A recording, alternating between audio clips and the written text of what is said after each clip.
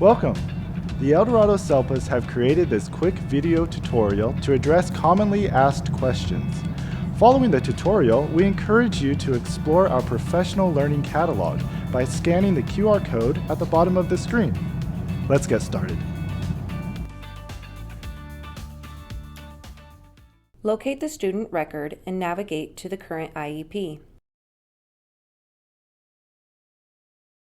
Click on the Amendments tab and click on Add Amendment. Populate the amendment form, add the amendment date, and select the amendment purpose. Populate the Purpose of Meeting box and the Changes to the IEP box.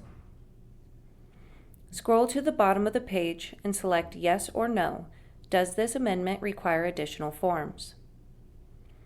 Click the pencil icon next to the IEP form needing to be updated.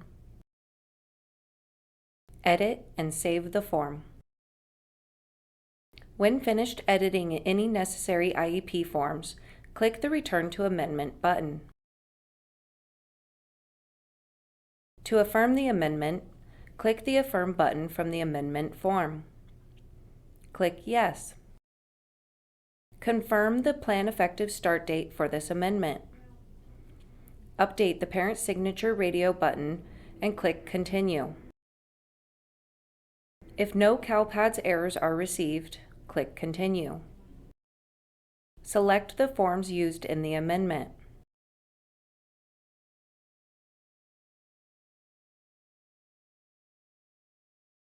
Click Submit and the Affirm button. Click the OK button to acknowledge the amendment has been affirmed. Thank you for learning with us. If you find this tutorial helpful, please like the video and subscribe to our channel. On behalf of the Eldorado SELPAs, thank you for everything you do to improve the outcomes of students with disabilities.